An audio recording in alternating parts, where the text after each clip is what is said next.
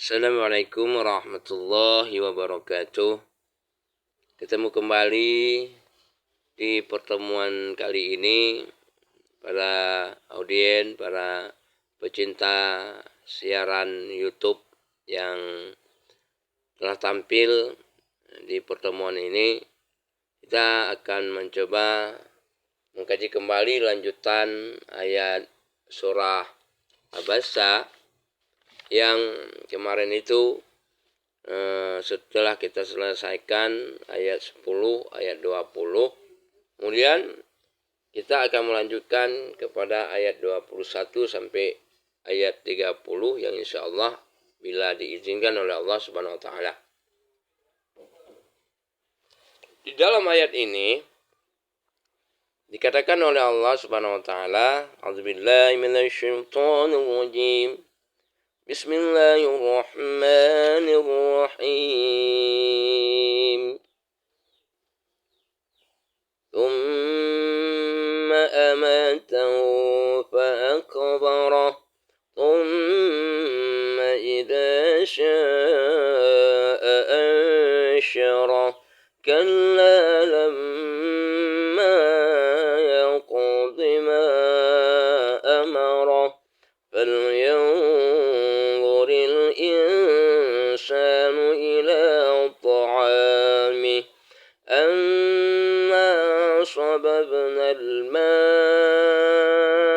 صبا ثم شققنا الأرض شقا فأنبتنا فيها حبا وعنبا وقضبا وزيتونا ونخلا وحدائق غلبا, yang artinya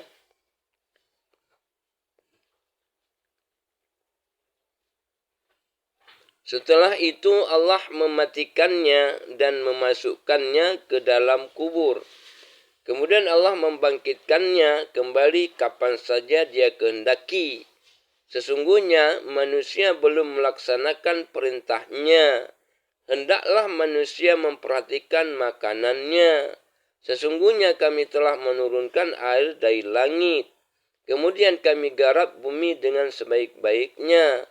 Dan kami tumbuhkan benih-benih di bumi itu, yaitu anggur dan sayur-sayuran, zaitun dan pohon kurma, kebun-kebun yang subur. Nah, dalam penafsiran yang ada dalam ayat-ayat lanjutan ini, baik ayat lanjutan 21 sampai ke 30, ini merupakan kesamaan yang sudah kita syarahkan beberapa kali pertemuan yang sudah ada. Berarti kesamaan paham yang dijadikan oleh Adam alaihissalam, Allah Subhanahu wa taala menjadikan Adam alaihissalam untuk menjadi seorang khalifah bumi, dan disediakan seluruhnya oleh Allah adalah kebutuhan-kebutuhan daripada Adam alaihissalam dan keturunan-keturunannya sampai saat ini tidak ada kecurigaan sedikit pun, atau jangan menjadikan kita menuduh kepada Allah Subhanahu wa taala dalam memberikan sedikit daripada rezeki atau banyaknya. Itu tidak demikian. Berarti Allah Subhanahu wa taala sudah mengetahuinya. Bagaimana Allah telah menciptakan manusia itu, telah dipersiapkan semuanya. Tidak seperti yang kita duga, tidak seperti kita menuduhnya bahwa Allah itu tidak adil atau Allah itu tidak melihat kita. Itu tidak benar yang sebenarnya. Akan tetapi adanya sesuatu yang terjadi itu adalah 4 tingkatan. Yang pertama, Allah itu mencoba kita. Yang kedua, Allah itu menegur kita. Yang ketiga, Allah akan memberi balasan, yaitu bala. Dan Allah itu menambahkan balasan lagi, yaitu adalah sebagai azab. Nah, ini keempat ini yang sering kita tidak mengenal sama sekali. Apa yang disebut dengan cobaan, apa yang disebut dengan teguran, apa yang disebut dengan bala, apa yang disebut dengan azab. Nah, orang umat Islam yang sekarang ini juga kalau tidak mengenal akan daripada ilmu pengetahuan bagi ilmu fikah, tauhid, tasawuf, ma'rifah, itu otomatis ya tidak mengenal daripada keempat-empat yang diturunkan oleh Allah itu. Ini yang perlu kita garis bawahi, yang perlu kita kejar yang sebenarnya, yang setiap sabda Nabi yang diutarakan di dalam Al-Quran ini, maka kita betul-betul mesti mencarinya.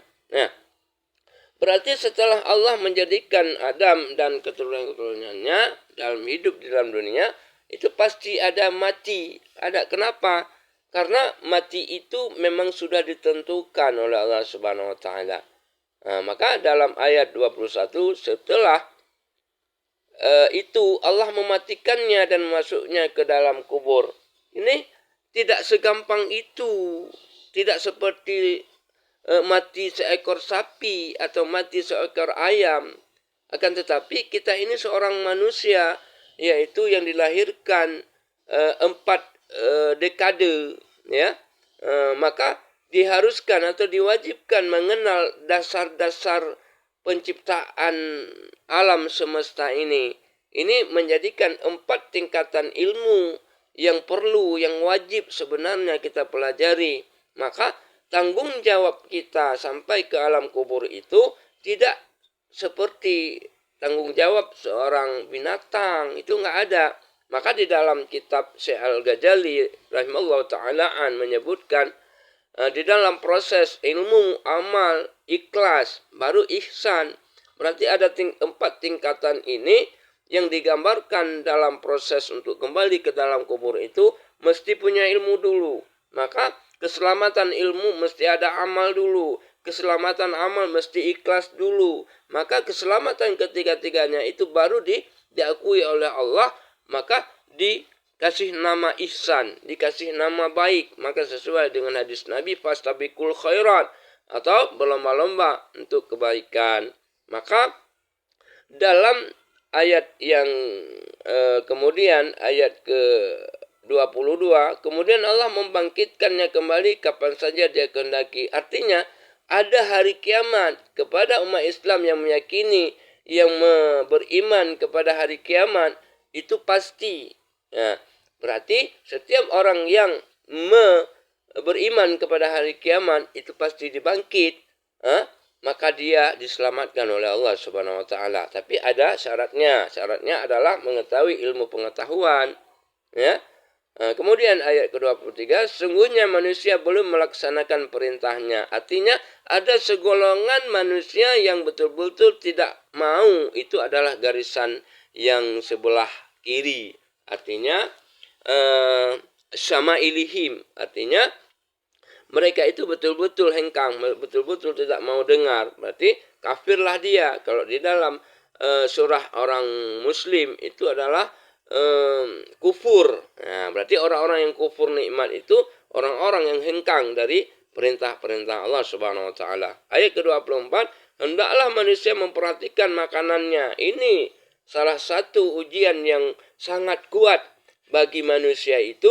Ada sebagian sufi, ada sebagian orang yang mukarrabin, ada sebagian mukhafafah, ada sebagian yang daripada keelokan tingkatan jamali, kamal atau iman yang kamil, menjadikan mereka itu membuat peraturan tentang makanan yang dia makan. Berarti lahirlah sebuah kegiatan, perbuatan sebagai puasa. Ada puasa siang, ada puasa malam, seperti yang terjadi pada Nabi Adam alaihissalam, yaitu 30 hari 30 malam sekali buka sampai 500 tahun lamanya. Nah, berarti kita juga demikian seharusnya. Berarti ada ayat ke-25, sungguhnya kami telah menurunkan air dari langit. Artinya apa? Sama halnya dengan ayat 22 di belakang, yaitu surah Al-Baqarah. Ya ayuhan nasu ubudu rabbakumul ladzi khalaqakum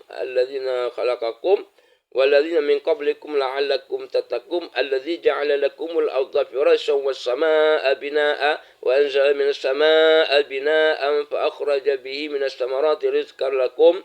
Inilah yang menjadikan daripada kembali diutarakan dalam surah Abasa ini.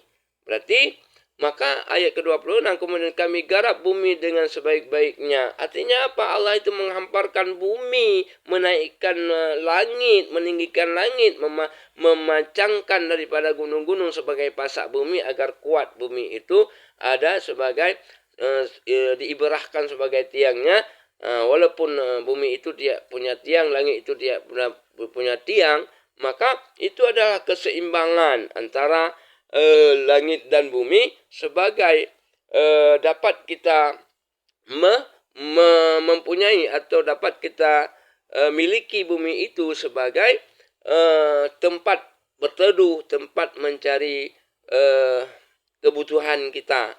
Berarti ayat 26 dan kami tumbuhkan benih-benih di bumi itu. Berarti apa? Allah menyediakan semua apa yang kita inginkan. Berarti ayat 28 yaitu anggur dan sayur-sayuran ini merupakan satu pilihan manusia sebenarnya.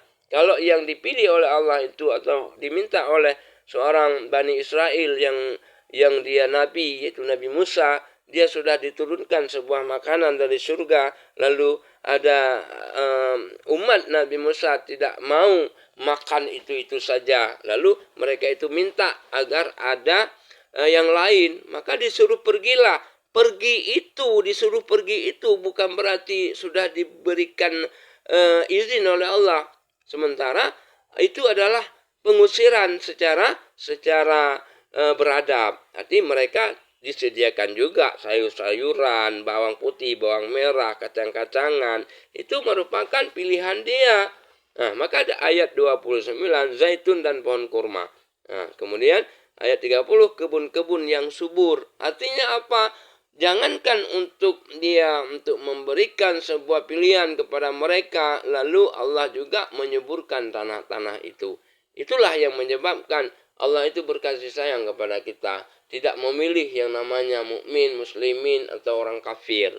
Itu semuanya disamaratakan, tergantung kita bagaimana untuk mengembalikannya semuanya itu agar Allah itu bisa memberikan kembali kepada kita untuk hidup di alam yang nyata, di alam yang sebenar-benarnya, yaitu alam yang baqa di dalam surga. Amin ya rabbal alamin. Demikian pertemuan kita pada hari ini. Kepada para pendengar YouTube yang budiman, insya Allah kita ikuti terus dan pengkajian ini terus berikuti, maka insya Allah Allah akan memberikan ampunan dan memberikan tempat di mana kita kembali kepada Allah nantinya. Amin ya rabbal alamin. Assalamualaikum warahmatullahi wabarakatuh.